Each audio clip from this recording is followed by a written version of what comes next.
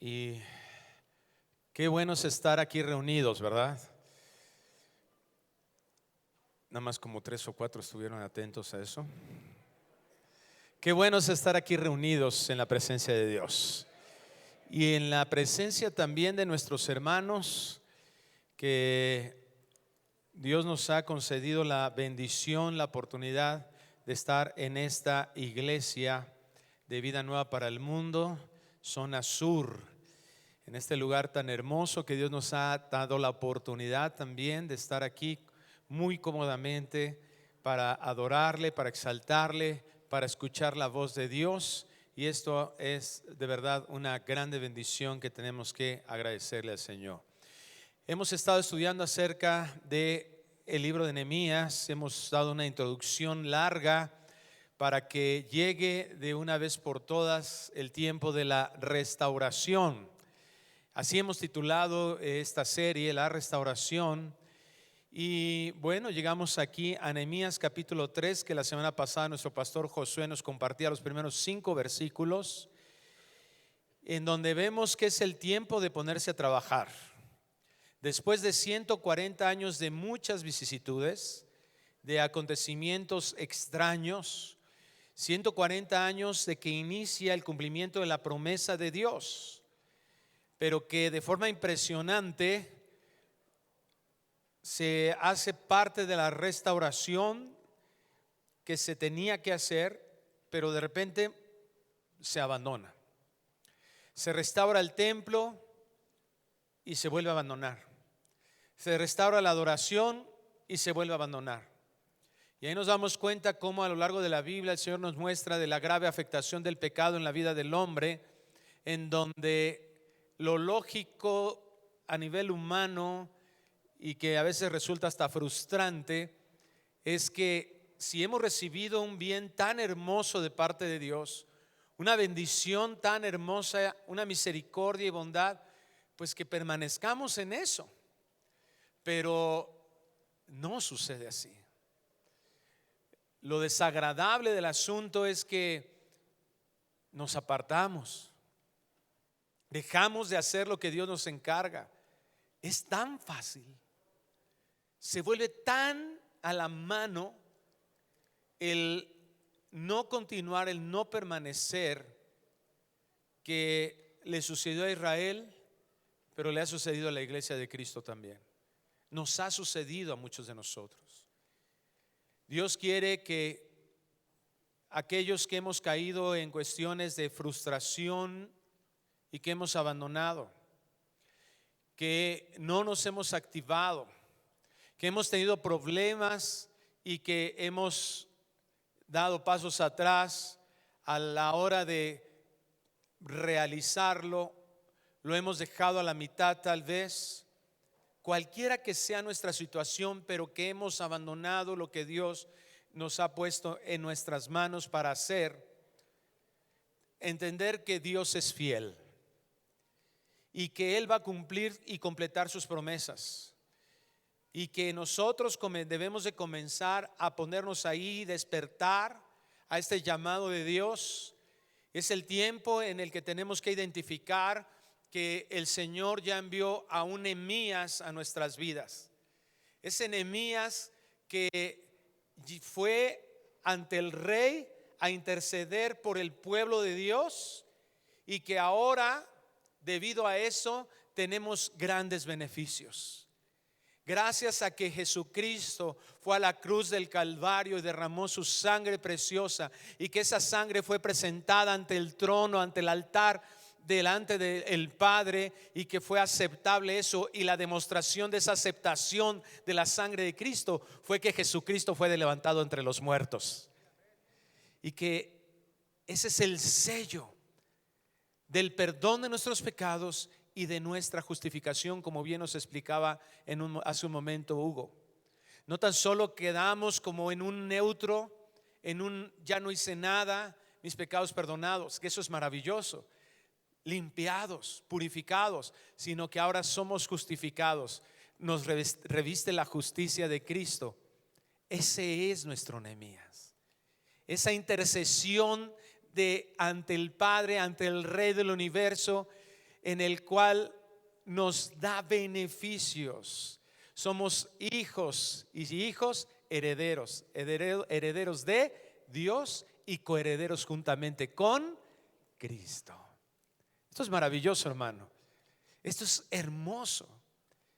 Dios quiere cumplir sus promesas de restaurar nuestras vidas. A veces creemos que basta con ser cristianos, ser hijos, pero no. Dios tiene propósitos que hoy vamos a ver, varias razones de la importancia por el cual nosotros debemos de entender este tiempo de Dios, de poner manos a la obra, de ponernos a actuar. Tú lo sabes, eso significa. Por eso he titulado así este tema el día de hoy: manos a la obra. Y vamos ahí a Nehemías capítulo 3, versículo 6. Vamos a leer este capítulo 3 de Nehemías, la continuación de donde nos dejó el pastor Josué la semana pasada. Pero quiero pedirte un favor cuando vayamos realizando esta lectura. Cuando tú veas alguna característica de alguien de los que participaron en esta restauración, lo leas conmigo. Yo sé que va a ser medio raro esto, pero quiero enfatizar, quiero que podamos determinar quiénes participaron en la restauración. ¿Sí? ¿Fui claro? ¿Ok? Si tú ves ahí alguna característica de ellos, lo vas a leer conmigo. Voy a tratar de leerlo con un ritmo pausado, con cierta cadencia, para que no te quedes atrás. ¿Ok? Voy a leer Nehemías a partir del capítulo 3, versículo 6. Dice así: la puerta vieja fue restaurada por Joiada, hijo de Peseá, y Mesulam, hijo de Besodías. Ellos la enmaderaron y levantaron sus puertas con sus cerraduras y cerrojos. Junto a ellos restauró Melatías, Gabaonita. Ahí hubieras tenido que leer conmigo. ¿Sí? Gabaonita es una característica de alguien que restauró. ¿Qué era? Gabaonita. Y Jadón, Meronotita, varones de Gabaón y de Mizpa, que estaban bajo el dominio del gobernador del otro lado del río. ¿Recuerdas quiénes estaban del otro lado del río? ¿Quiénes eran ellos? Enemigos del pueblo, enemigos de la obra. Cuando menciona, todas las veces que desde Esdras se menciona a los del otro lado del río, fueron aquellos que, para empezar, mandaron cartas al rey. Ya que estaba iniciada la restauración, ya que había sido aprobada la restauración, empezaron a mandar cartas. Hablan mal del pueblo, hablan mentiras, hablan falsedades, y entonces el rey manda a detener la obra. Enemigos de Dios, enemigos nuestros, enemigos de la obra. Y estos grupos de personas dirigidos por Melatías y Jadón estaban allá, eran gobernados por ellos, y no les importó esta adversidad, sino escucharon el llamado, y a pesar de la adversidad se mueven y participan de la restauración. Versículo 8, seguimos leyendo. Junto a ellos restauró Uziel, hijo de Jaraía, y de los plateros, junto al cual restauró también Ananías, hijo de un perfumero. Así dejaron reparada Jerusalén hasta el muro ancho. Junto a ellos restauró también Refaías, hijo de Ur, gobernador de la mitad de la región de Jerusalén. Asimismo restauró junto a ellos y frente a su casa, eso yo sé que no es una característica de las personas propiamente, pero sí es una característica de quienes restauraron, algunos que están ahí, ¿verdad? Y dice, a ellos les tocó frente a su casa. Qué padre, ¿verdad? Qué padre que esto sucedió para algunos. Qué bonito sería, sobre todo en una ciudad tan grande como la nuestra, en la que muchos de nosotros nos trasladamos 1 hora, hora y media. Conozco personas que hasta 2 horas tardan en llegar de su casa al trabajo. Es difícil a veces, y valoramos mucho esto, el que pudiera estar nuestro trabajo caminando, ¿no? Que te salgas y en 5 minutos llegas a tu casa, a tu trabajo, o de tu trabajo a tu casa. Que bueno, esto les tocó frente a su casa. Y es importante que lo podamos reconocer, porque por ejemplo los otros tuvieron que cruzar el río. Vamos a ver, ¿verdad?, que hay algunos que no les fue tan fácil participar en la restauración. A ellos sí, a ellos les quedó cerquita, a ellos les quedó a la mano. Y esto es importante que lo determinemos, porque muchos a veces estamos pensando que la restauración va a suceder en nuestras vidas cuando suceda algo sobrenatural. Cuando Dios me llame a ser misionero en la sierra de Oaxaca, ¿verdad? Como acabamos de ir a un viaje hace 2 semanas. Bueno, hay personas que Dios los va a llamar a eso, que Dios los está llamando. Esto es hermoso compartirlo. Hace este viaje misionero que tuvimos, 12 jóvenes de esta iglesia, de la iglesia de Cuapa, junto con algunos de la iglesia de Querétaro, fueron aceptando ese llamado, y estamos viendo que ellos, de verdad, Dios está despertando en ellos un viaje misionero, un viaje en donde va un llamado misionero, un llamado en el que ellos van a tener que abandonar todo. Mire, hermano, déjame compartirle algo. Una de las cosas que más es agradecido a Dios de este viaje misionero que tuvimos la oportunidad de ir, es que conocí una familia que hace alrededor de 5 años, yo los conocí, los platiqué con ellos, los saludé, porque hace como 5 años ellos fueron sacados de su comunidad. Conocí a la hermana que estuvo 7 días metida en la cárcel. Su delito, predicar el evangelio.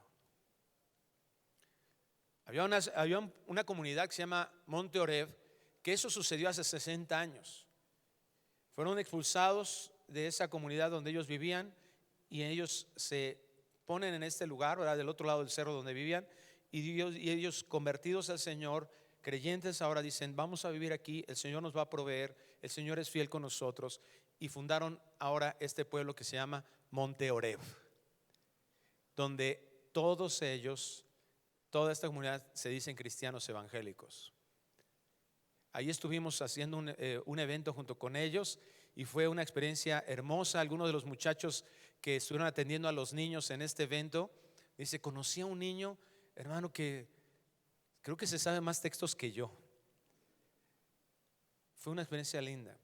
Pero realmente lo que me impactó es conocer a esta familia que tuvieron que dejar sus casas. Todos los hermanos que yo conocí, con algunos de ellos nos quedamos en su hogar, pero todos los que nos invitaron a sus hogares, que estuvimos orando por ellos, con los que convivimos en la iglesia, todos ellos siembran su propio maíz y siembran su café para vivir, además de algunas otras actividades económicas que tienen. Pero la mayoría de ellos hace eso. Bueno, ellos tuvieron que dejar su casa, ellos tuvieron que dejar su alimento básico, sus sembradíos, todo eso, por causa del evangelio. Se separaron de todos sus bienes por eso. Dios ha llamado a algunos para que no les sea tan fácil participar de su obra. Pero la realidad es que a veces vemos que la comodidad no nos asienta muy bien a la iglesia. Y Dios está esperando que a veces crucemos la sala para ir a la recámara de nuestros hijos y predicarles el evangelio y hacer una restauración ahí, pero no lo estamos haciendo.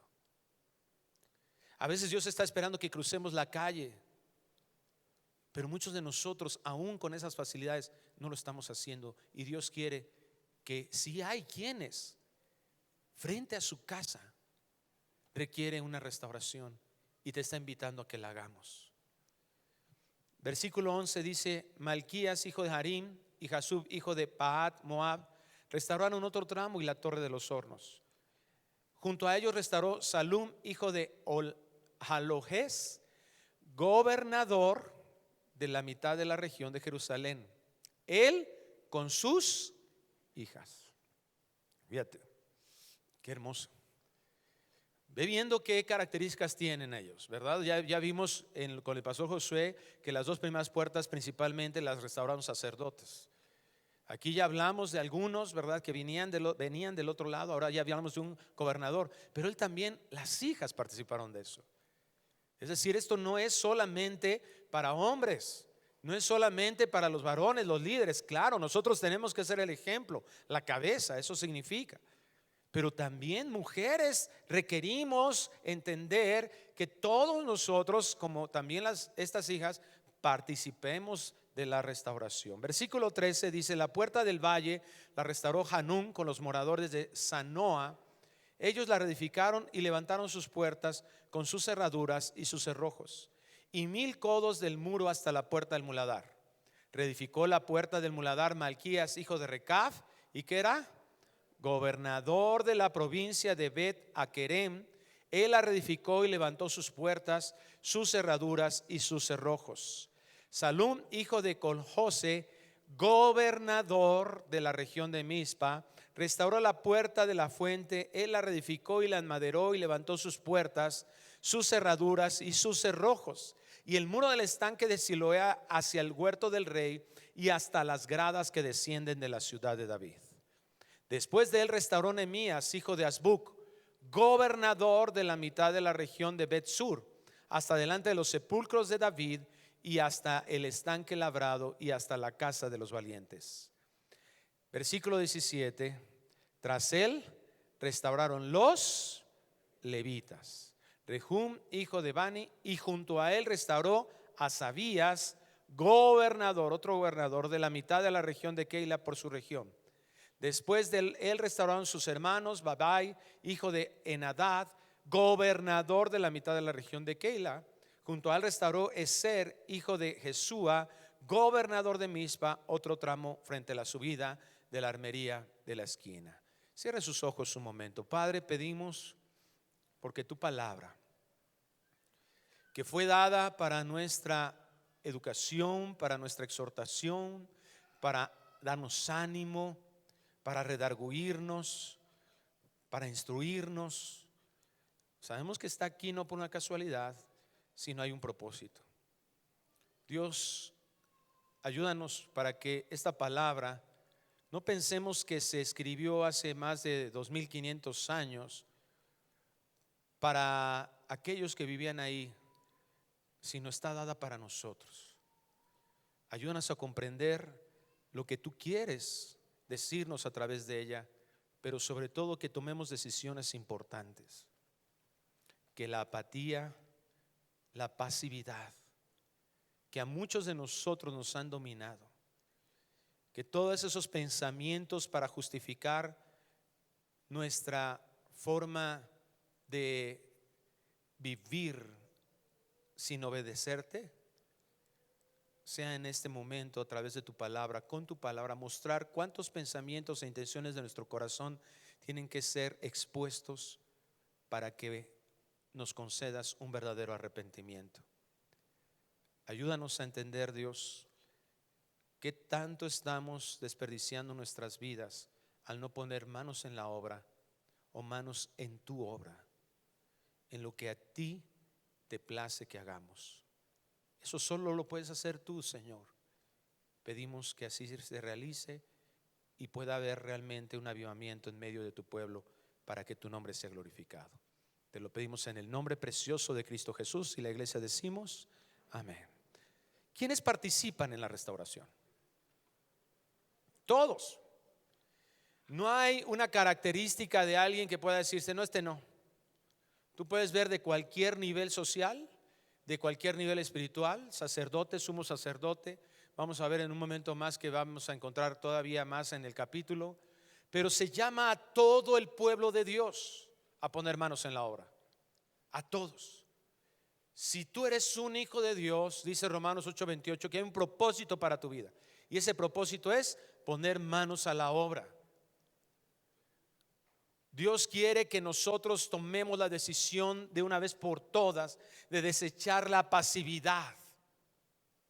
Eso que consideramos muchas veces que es vivir una vida cristiana. Vivir como querramos durante toda la semana y el domingo hago 2 o 3 actos que me señalen como cristiano, como evangélico. Esa mentalidad la tenemos heredada de la religiosidad en la que participamos mucho tiempo atrás. Pero la Biblia no habla de eso. La Biblia habla de ponernos en acción siempre, de participar en el propósito de Dios. Vamos al versículo 20 donde nos quedamos de Nehemías 3. Dice: después de él, Baruch, hijo de Zabai. Acuérdate de este nombre, Baruch, hijo de Zabai, porque es un ejemplo, porque él participó de la obra de Dios. Y ve con lo que dice: con todo fervor. Esto es lo que debe caracterizarnos. No una vida apagada, no una vida sometida a culpa o vergüenza. No, tenemos que ir y saber qué está estorbando para que eso sea lo que nos caracterice. Tenemos que hacer la obra de Dios con todo fervor. Se le notaba a Baruch que estaba haciendo algo que no dependía de algo terrenal, no era algo solo terrenal, sino tenía una implicación en la eternidad. Con todo fervor restauró otro tramo desde la esquina hasta la puerta de la casa de Eliasib, sumo sacerdote. Tras él restauró Meremot, hijo de Urías, hijo de Cos, otro tramo desde la entrada de la casa de Eliasib hasta el extremo de la casa de Eliasib. Después de él restauraron los sacerdotes, los varones de la llanura. Después de ellos restauraron Benjamín y Asub frente a su casa. Otros, ¿verdad?, que les tocó facilito aparentemente. Y después de esto restauró a Azarías, hijo de Masías, hijo de Ananías, cerca de su casa. Después de él restauró Binui, hijo de Enadad, otro tramo desde la casa de Azarías hasta el ángulo entrante del muro y hasta la esquina. Palal, hijo de Usai, enfrente de la esquina, y la torre alta que sale de la casa del rey, que está en el patio de la cárcel. Después de él, Pedaías, hijo de Faros. Y los sirvientes del templo. Aquí hay otros, ¿verdad? No tan solo eran los sumos sacerdotes, los sacerdotes, los levitas que se dedicaban a la adoración, sino sirvientes del templo, que eran una, digamos, clase de levitas, una familia que se dedicaba a tener todo en orden ahí en el templo, tener limpio, tener la luz prendida, etcétera, las lámparas perdidas, ¿verdad?, el aceite, todo puesto en su lugar. Bueno, ellos también estuvieron participando de la restauración. Que habitaban en Ofel, restauraron hasta enfrente de la puerta de las aguas del oriente y la torre que sobresalía. Después de ellos restauraron los tecoitas, otro tramo enfrente de la gran torre que sobresale hasta el muro de Ofel. Desde la puerta de los caballos restauraron los sacerdotes, cada uno enfrente de su casa. Después de ellos restauró Sadoc, hijo de Imer, enfrente de su casa. Y después de él restauró Semaías, hijo de Secanías, guarda de la puerta oriental. Tras él, Ananías, hijo de Selemías, y Hanún, hijo de Sexto de Salab, restauraron otro tramo. Después de ellos restauró Mesulam, hijo de Berequías, enfrente de su cámara. Después de él restauró Malquías, hijo del platero, hasta la casa de los sirvientes del templo y de los comerciantes, enfrente de la puerta del juicio y hasta la sala de la esquina. Y entre la sala de la esquina y la puerta de las ovejas. ¿Recuerdan con qué puerta empezamos? La puerta de las ovejas. O sea, en el capítulo 3 ya le dimos la vuelta a toda la ciudad, a todo el muro. Todo tiene que ser restaurado. ¿Y quiénes restauraron en la puerta de las, aquí? Hasta la puerta restauraron los plateros y los comerciantes. Qué interesante que la Biblia nos hable y nos describa en un capítulo tan de forma detallada con nombres y apellidos. Créeme que cuando Dios habla de esto, no es solamente para que busques un nombre para tu nieto, ¿verdad? ¿Qué nombre le pongo a mi nieto? Pues busca las genealogías o este tipo de capítulos. No, hay una razón que hace evidente principios de Dios, hace evidente el carácter de Dios.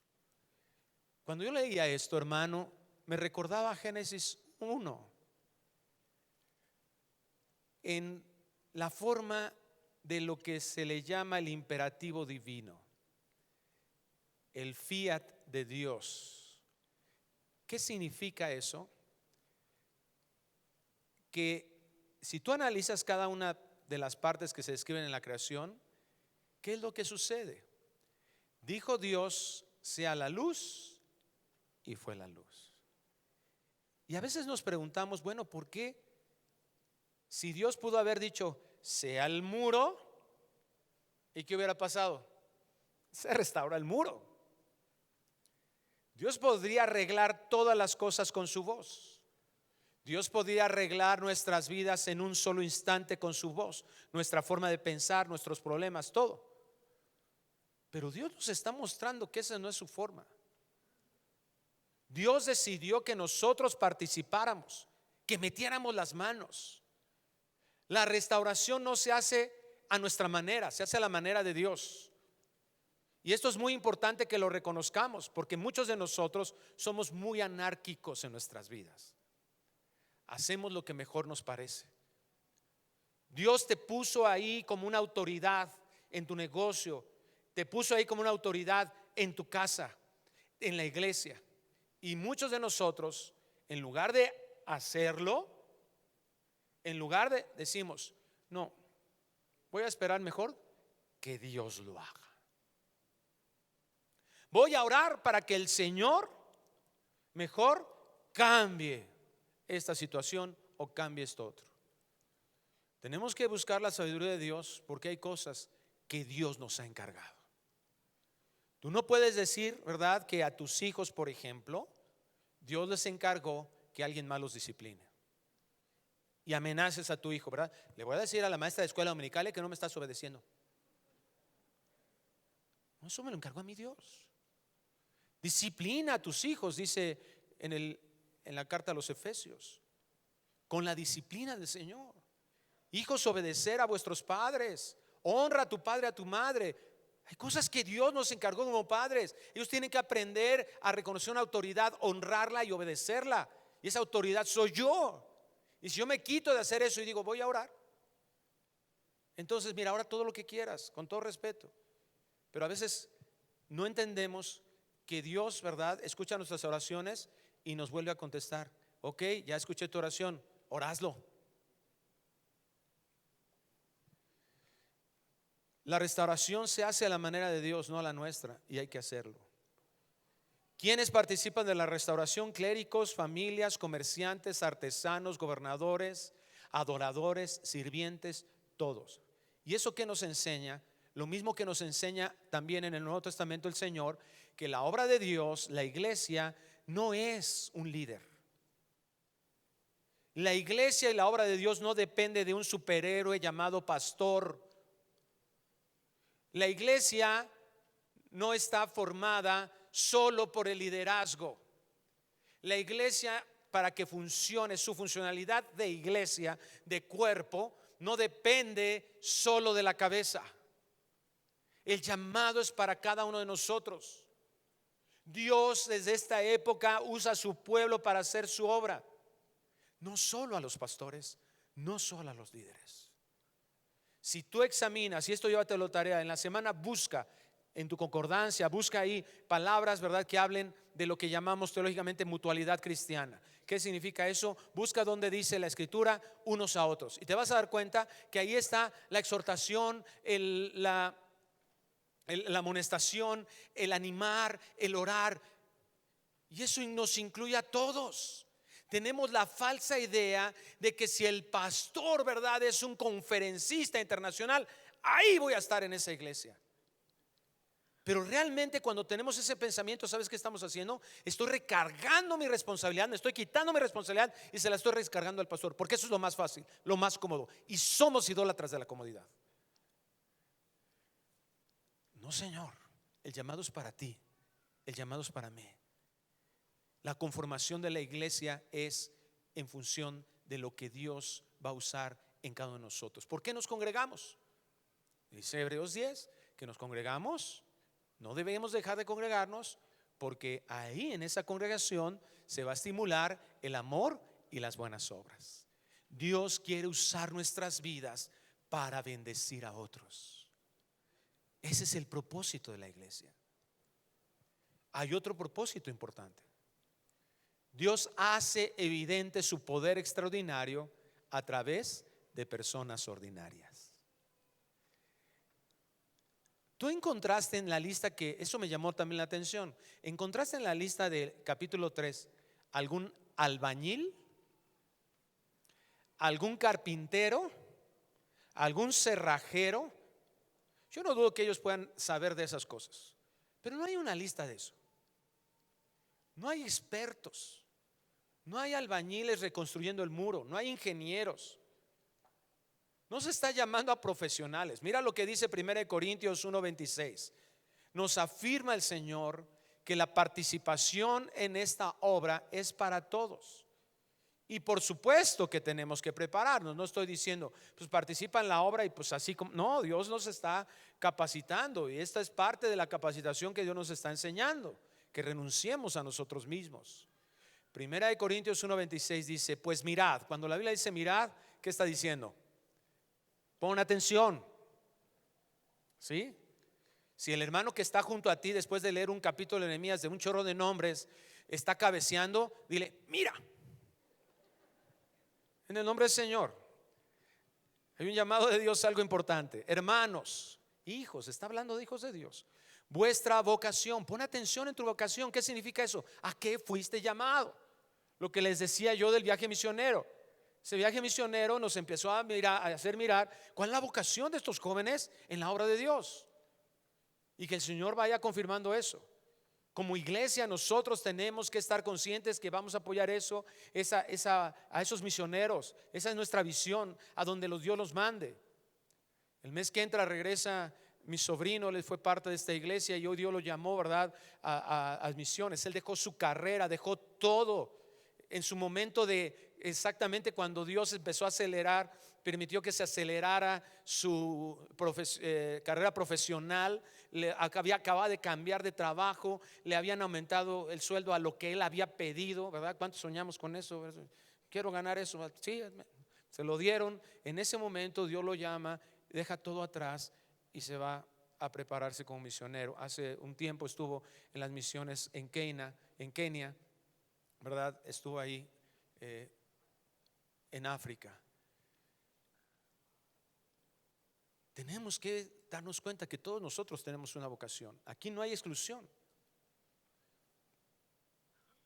Y fíjate lo que pone, ¿verdad? A ver, que no sois muchos sabios según la carne, ni muchos poderosos, ni muchos nobles, sino que lo necio del mundo, ¿cuántos dicen amén?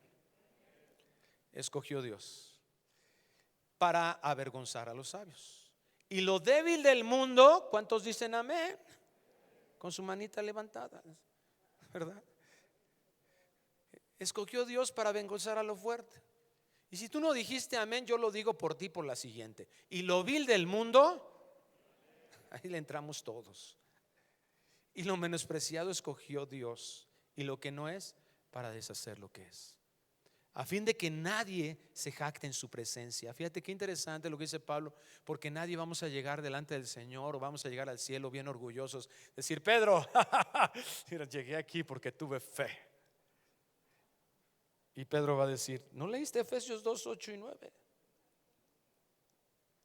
Pedro, yo fui más sensible que aquel que mira está yendo al infierno. No, nadie se va a poder jactar en su presencia, porque Dios es el Señor y el Salvador, el que provee de todo. Nadie nos podemos jactar, yo hice, yo hago. Dios quiere que tengamos esa mente, ¿verdad? Mas por él estáis vosotros en Cristo Jesús, el cual nos ha sido hecho por Dios sabiduría, justificación, santificación y redención. ¿Quién logró eso? Cristo Jesús. Aquí lo dice literalmente. Ahora, ¿para qué es esto? Para que, como está escrito, el que se gloría, gloríese en el Señor. Para que sin duda la gloria sea para Él. Esto es impresionante. Y esto, ¿sabes cómo se debe demostrar en nuestras vidas? Cuando nosotros entendemos esa gracia recibida en la obra de Cristo Jesús. Mira, yo me doy cuenta, como dijo Pablo en la primera carta a Timoteo, de los pecadores, yo el primero. Una versión dice, de los pecadores, yo el peor. Cuando yo entiendo que es por gracia, que mi única contribución realmente a la salvación ha sido mi pecado, entonces yo no voy a estar mirando el pecado de otros como algo peor. Restaurar, como lo hemos visto ahorita en Corintios y lo vimos en la narración de Nehemías 3, poner las manos en la obra no requiere de nuestras capacidades, sino confiar en el Todopoderoso. Por eso cuando nuestro hermano Moy, el patriarca, le dice: Señor, estoy tartamudo, ¿qué le dijo Dios? Tienes razón, no me había fijado en ese detalle, Moy. ¿Cómo crees que te voy a mandar con el rey más poderoso de la tierra en ese momento? Y tú, como carcacha vieja. Tienes razón, ¿no? ¿Qué le dijo? ¿Qué tienes en la mano? Vas a ir. Señor, soy bien pequeñito, Jeremías. A lo que te he llamado. Porque esto no depende de ti, depende de mí. Porque la reputación que está por medio no es la tuya, es la de nuestro Dios. Por eso no depende de nuestras capacidades, sino de que realmente pongamos nuestra fe en que Dios nos ha llamado. Dios nos ha llamado y requerimos participar en la restauración, porque nuestra ciudad fue profundamente afectada. Gálatas capítulo 6 versículo 7 nos enseña dónde se origina en nuestras vidas el deterioro. Dice Gálatas 6:7: no os engañéis, Dios no puede ser burlado, pues todo lo que el hombre sembrare, eso también segará. Porque el que siembra para su carne, de la carne segará corrupción. ¿Qué es lo que produce la carne? Y antes de la corrupción, pecado. Aquí está obviando eso Pablo, ¿verdad? Lo está dando por hecho. La carne produce pecado y el pecado corrompe. Me interesó mucho saber qué palabra utiliza aquí Pablo para corromper y su significado. La palabra corrupción es la palabra sorá, F-D-S-O-R-A, sorá, que significa decaimiento, ruina, perdición, destrucción. Arruinarse, depravar. No sé si tú ya tengas conciencia, pero si no la tienes, es importante que la tengas, de que realmente estamos dañados, que hay mucho daño, que el pecado nos ha afectado y ya no podemos quedarnos quietos.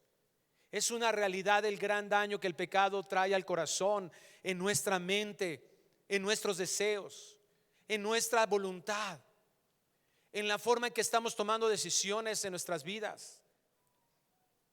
El pecado nos ha afectado para que aún siendo redimidos, siendo regenerados, todavía le fallemos a nuestro Padre Celestial. ¿Acaso eso, hermano, hermana, eso no es terrible? ¿Acaso no podemos darnos una vueltecita por nuestra vida como lo hizo Nehemías ahí con su caballo en la ciudad, en Jerusalén, y de repente había tanto daño, tanto destrozo, que se tuvo que bajar del caballo e irse caminando?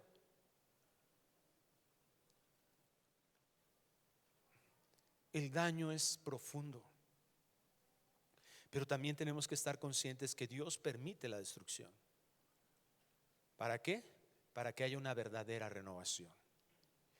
En Jeremías capítulo 18 del 3 al 6 vemos como el profeta Jeremías, Dios le pide: ve a la casa del alfarero. Quiero que aprendas algo importante ahí en la casa del alfarero.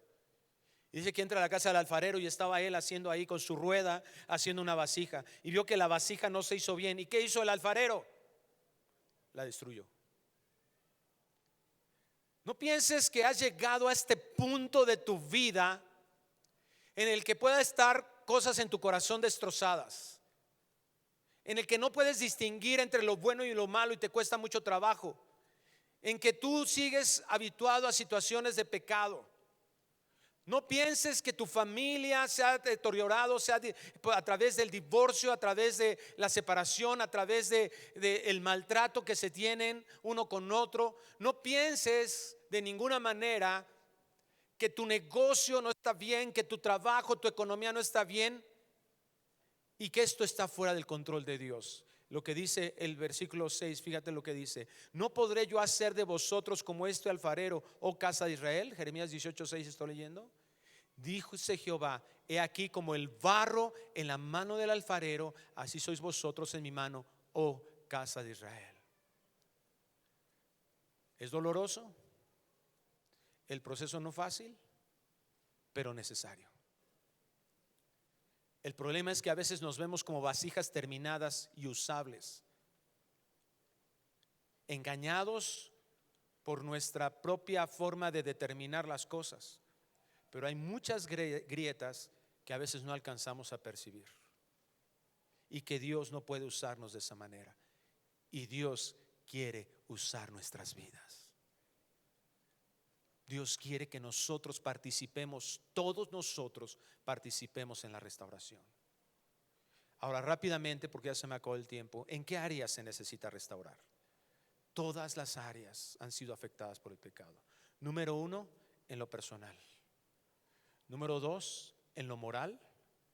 Número 3, en lo familiar. Y número 4, en lo eclesial, en la relación con mis hermanos, en la iglesia. La restauración, por supuesto, tiene que iniciar en lo personal.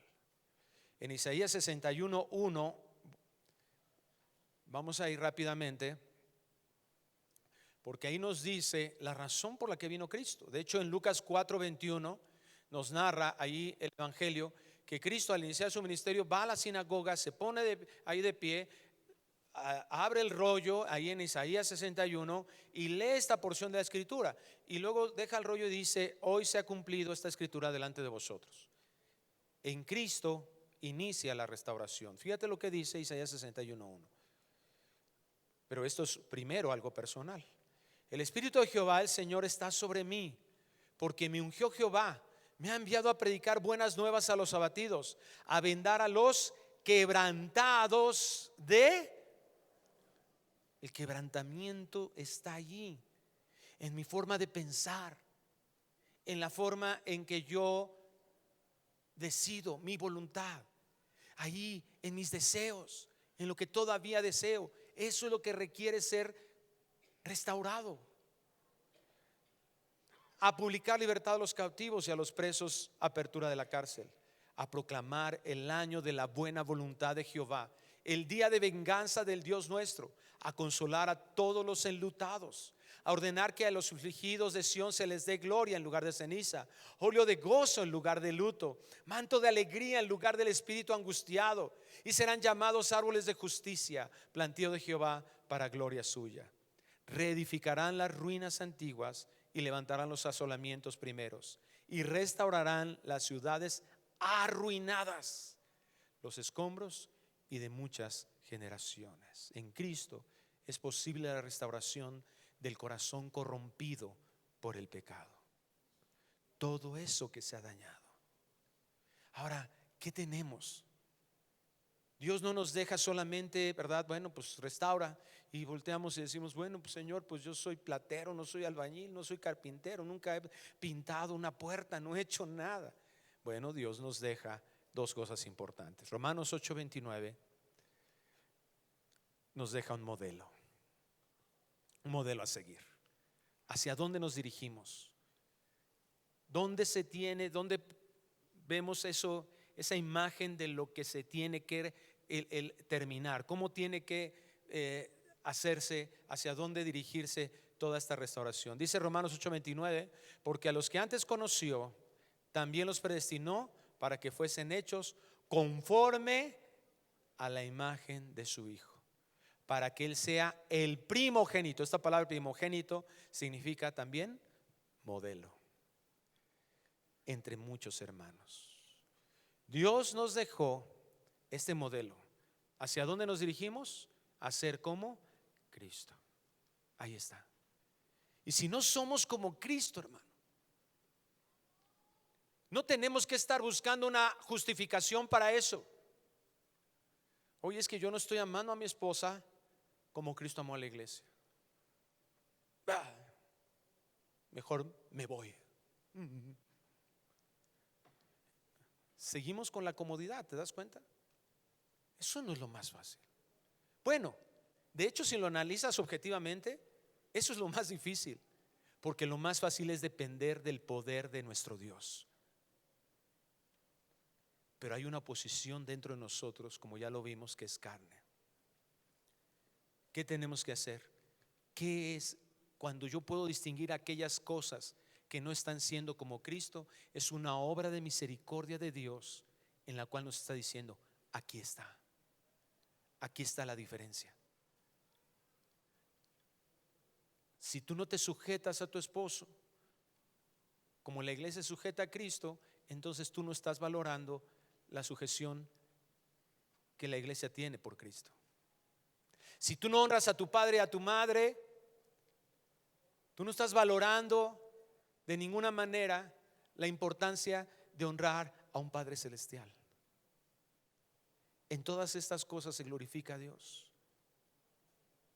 Dios quiere que nosotros comprendamos eso, y más allá de abandonar decepcionados de las cosas, al contrario, nos tenemos que dar cuenta de cuánta necesidad tenemos de seguir escuchando y buscando la presencia de Dios y escuchando su voz. El Evangelio es la herramienta, el manual que nos lleva a este modelo, a llegar a Cristo. Número 2, Hebreos capítulo 5, versículo 14. Cuando yo voy caminando en mi vida de esta manera, buscando ser como Cristo, aquí el autor de la carta o libro a los Hebreos dice: pero el alimento sólido es para los que han alcanzado madurez, para los que por el uso tienen los sentidos ejercitados en el discernimiento del bien y del mal. Quítate la idea de que si tú ya tienes 20 años en una iglesia, que si tú tienes la idea de que tienes 10 años sirviendo al Señor, entonces eso te hace más como Cristo. No. La madurez espiritual se manifiesta en el entendimiento de una correcta moral, que es bueno y que es malo. Para mí, no, para Dios. Ante la santidad y justicia de Dios, yo voy a determinar qué es bueno y qué es malo. Y solo si yo estoy ejercitándome en esa restauración, en ese buscar lo que Dios quiere que yo deje de pecado, a través de una purificación y a través de abastecerme de lo que Él le llama justicia, perfeccionamiento le llama en Efesios 4:12, entonces yo voy a ir caminando hacia la madurez, porque el pecado y el mundo, como ya lo vimos, han distorsionado esto.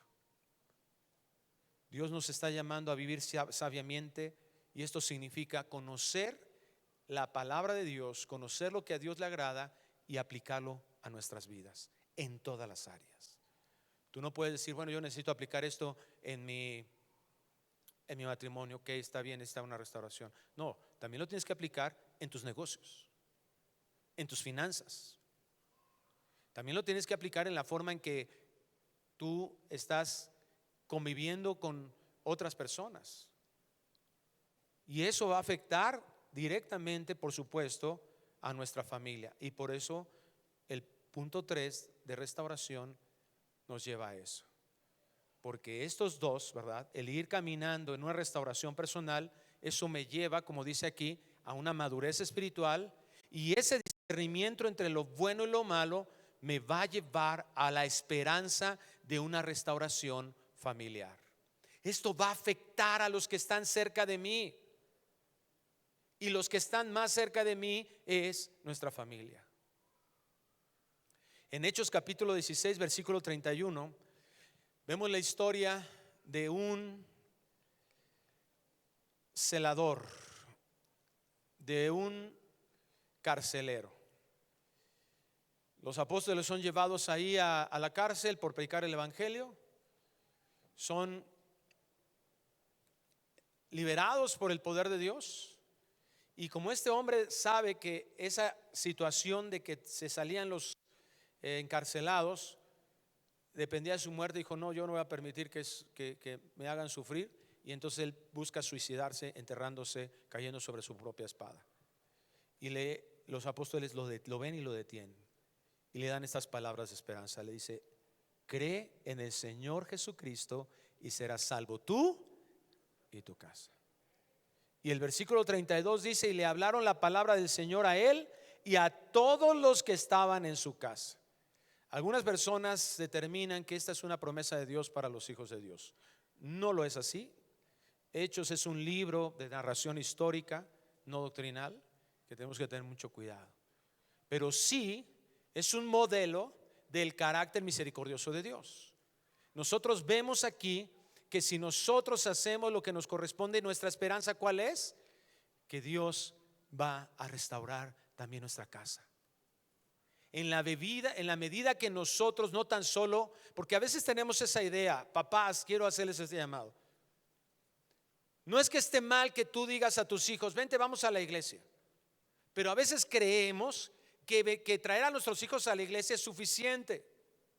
Bueno, ya lo traje a la escuela dominical, ya que Dios le hable.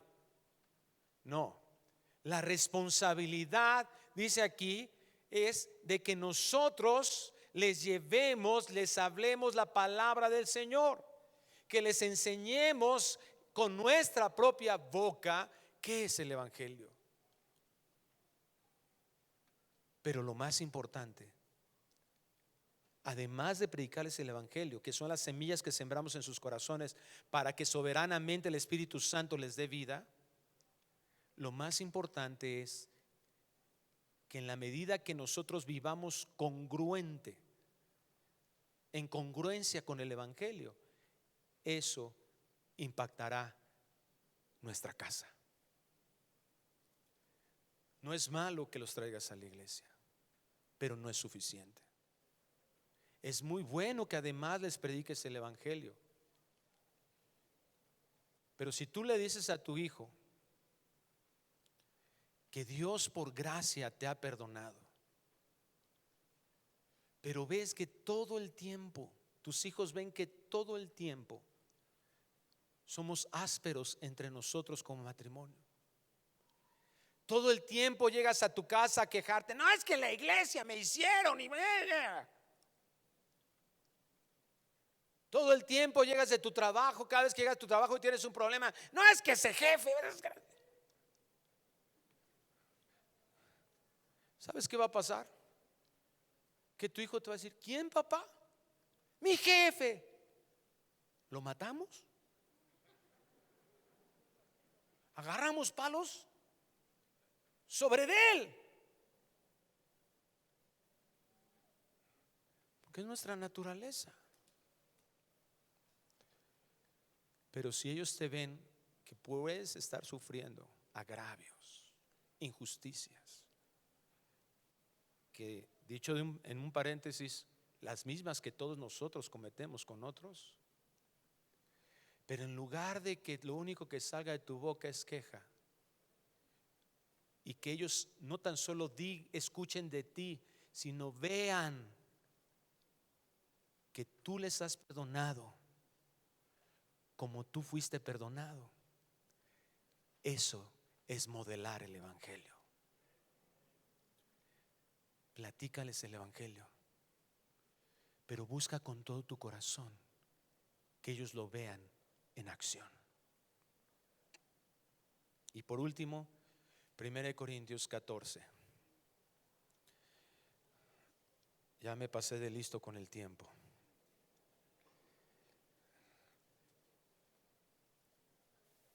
Solo quiero señalar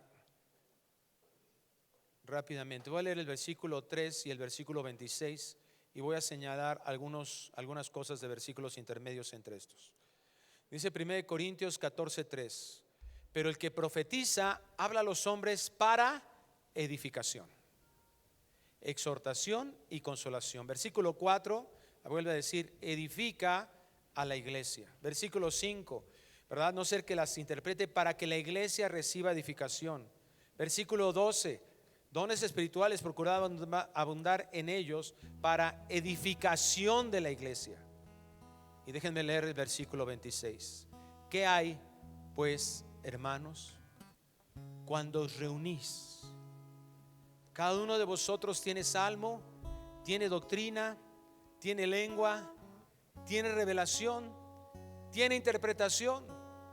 Hágase todo para edificación. Tenemos una idea de que quien tiene o demuestra estos dones espirituales, quien predica muy bien la escritura, quien tiene una buena interpretación, una corriente en la que vemos que quien habla lenguas, decimos ay, y de repente vemos a ese que antes no hablaba en lenguas, que caminaba así, y ahora ¿por qué hablas en lenguas? Habla en lenguas, Ya me aventé la primera predicación, Aleluya al Señor. Y yo de pasadita. Hermanos, Dios nos da la bendición y el privilegio de ser usados para que otros sean edificados. Dios quiere restaurar nuestro corazón, nuestras vidas, para que eso se demuestre en nuestra forma de vivir, en nuestra forma de hablar, en nuestra forma de determinar, en nuestras decisiones. Tú no vas a poder distinguir entre lo bueno y lo malo correctamente si no hay una restauración en tu corazón, si no hay una renovación en tus pensamientos, si no tus deseos están siendo moldeados ahora por el Espíritu Santo y dominados por el Espíritu Santo. Y eso va a impactar en nuestras casas, pero también aquí en la iglesia. Esa es la única forma en que vamos a cambiar la idea de que es suficiente con venir y sentarme y esperar a que me den algo y salirme con mi bolsa llena como si hubiera ido al súper para vivir el resto de mi vida. No, te estás perdiendo de una parte importantísima de la vida cristiana: edificar a otros. El terremoto que viviste en tu vida tuvo un propósito, como lo tuvo con Pedro. Pedro, vas a ser zarandeado como el trigo. Yo he rogado que tu fe no falte. Y cuando vuelvas, disfruta, Pedro. Date en paz, tranquilo. Siéntate a disfrutar de la compañía. Eso dice: cuando vuelvas, confirma a tus hermanos, edifica a otros. Por eso es importante de poner manos a la obra, porque no se acaba. Hace rato hablaba con un hermano que vino a una consejería y me decía: yo no sé si este proceso de lo que tengo que estar renunciando en mi vida vaya a terminar en algún momento. Y le digo: te tengo una mala noticia: nunca acaba. Pero a la vez es una buena noticia, porque vamos mirando el poder de Dios en nosotros, y eso es lo que impacta el corazón. Pablo escribe esta carta y le dice a los corintios: tienen dones, tienen ministerios, no son para la autoexaltación, no son para que digas: mira cuántas personas se convierten por mi predicación, mira qué profecía, mira qué hermenéutica tengo, qué interpretación, qué bien, qué largo, mírame. No, es para edificar a otros. El versículo 5 de Nehemías 3 es un versículo de los versículos que a veces me gustaría tachar de la Biblia, porque es triste. Dice que los tecoitas rápido empezaron la restauración, pero los grandes de entre ellos no se prestaron para ayudar a la obra de su Señor. Después de todo, esa es la noticia triste: habrá quien se niegue a obedecer el llamado del Señor, a pesar de tan clara exhortación, a pesar de tanta misericordia y bondad recibida. Algunos decidirán no participar y oramos que el Señor les conceda arrepentimiento. Mi oración es que toda esta iglesia despierte. Mi oración es que tú no te quedes a un lado, sino que puedas ver que la obra de Dios es maravillosa. La obra de Dios es algo hermoso, que ya no podemos seguir menospreciando con indiferencia pasiva. Necesitamos activarnos en lo que el Señor nos está encargando. Necesitamos decidir alegremente poner manos a la obra. Cierra tus ojos, por favor, un momento.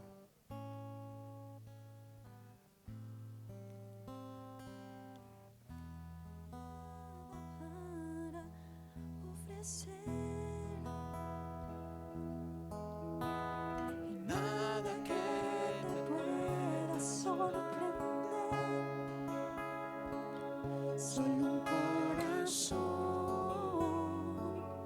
quebrantado una y otra vez.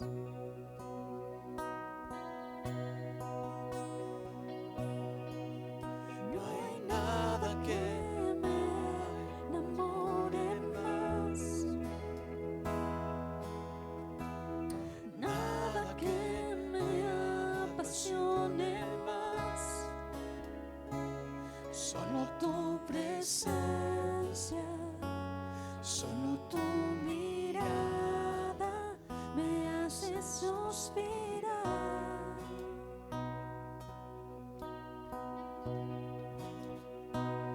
Me inclino ante ti, Rey que perdonas multitud de errores. Me inclino ante ti, digno, eternamente digno, impresionante y digno. Solo ante ti yo me inclino.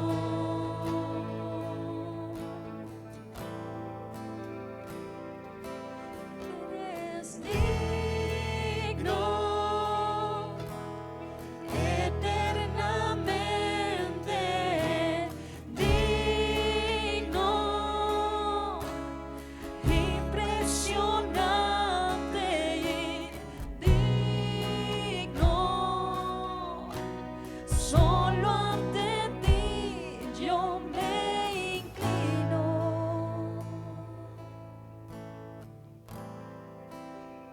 Sobre todo en el Antiguo Testamento vemos que cuando Dios hacía un llamado, vemos una frase en nuestra versión muy común que decía: heme aquí. Y ese heme aquí significa estoy listo. Pero cuando vemos el contexto, nunca vemos un estoy listo porque estoy dependiendo de mí, sino estoy listo porque, como dijimos, ahora entiendo que necesito depender de ti. Es que yo quiero pedirte que cierres tus ojos. Y si ese heme aquí está en tu corazón, levanta tu mano y dile: Señor, heme aquí. Haz lo que tú quieras. Tal vez tengo que cruzar la sala de mi casa y predicarle el evangelio a los que están ahí bajo ese techo. Tal vez tú me estás llamando a cruzar la esquina, la calle. Pero tal vez tú me estás llamando a cruzar el océano. Señor, a lo que tú quieras. Pero sí estoy entendiendo que este heme aquí inicia en mi corazón. Así que, Señor, aquí estoy. Tú eres digno que nosotros pongamos nuestra vida a tus pies. Tú eres digno de nuestra rendición, de que ya no pongamos oposición. Padre, quiero pedirte por aquellos que tal vez el dolor en sus vidas haya provocado incredulidad. Aquellos, Señor, que no han tomado la decisión de decirte, Señor, heme aquí. Haz tu obra en sus vidas y en su corazón. Y ayúdanos, Señor, para entender lo que esto significa. Aquí estamos, Dios, como tu pueblo, como tu iglesia, para señalar nuestros deseos de obedecerte, Señor.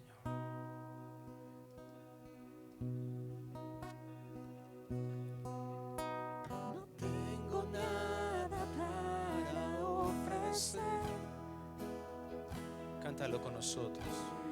nada que te pueda sorprender, solo un corazón quebrantado una y otra vez.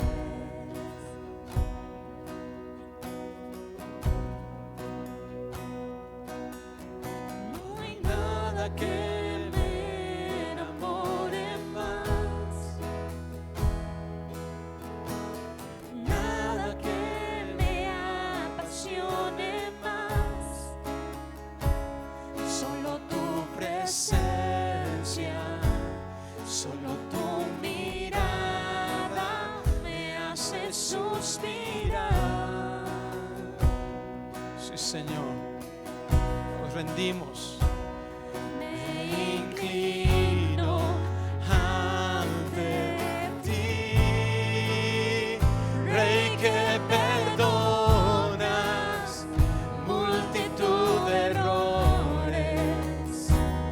Me inclino ante ti. ¿Por qué no te pones de pie y le cantas esto al Señor? Dilo de todo tu corazón. Dile con todo tu ser, dile, Señor, tú eres el único digno. Ya no puedo estar pensando solo en mí, porque tú eres el digno de adoración, no yo. Digno, solo ante ti yo me inclino.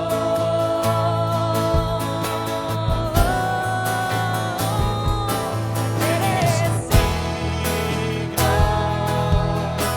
eternamente digno,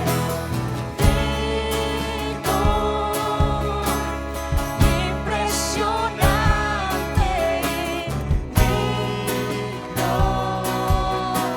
Solo ante ti yo me inclino.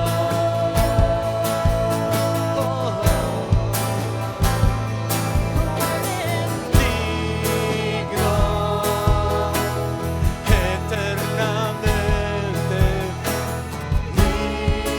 Digno, impresionante y digno. Solo ante ti yo me inclino. Padre, queremos pedirte en el nombre de Jesús que hagas una obra en nosotros.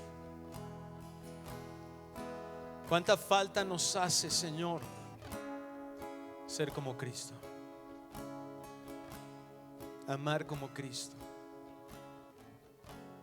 perdonar como Cristo, ser misericordiosos como tú lo fuiste con nosotros, como lo fuiste conmigo, Señor.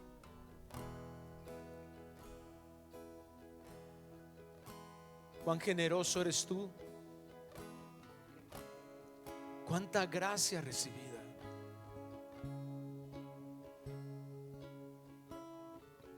Y yo soy demandante, y yo quiero más para mí. Y yo quiero más atención, más reconocimiento. Mirar el modelo, Dios, con honestidad y sinceridad, nos hace mirar qué tan diferentes somos a ti. Perdónanos. Confesamos esa forma de ver las cosas alineadas a un mundo egoísta, lo confesamos como un pecado, porque eso de ninguna manera nos ha identificado como hijos tuyos. Perdónanos por querer siempre una retribución, que aquellos que nos afectaron sean castigados, y nos justificamos porque nos ha dolido lo que nos han hecho. Pero en tu peor crisis de dolor, tus palabras fue: perdónalos. Tus palabras fueron: he aquí tu hijo, tu madre. Tus palabras fueron de generosidad, de ocuparse de otros. Perdónanos por no ser como tú, Jesús.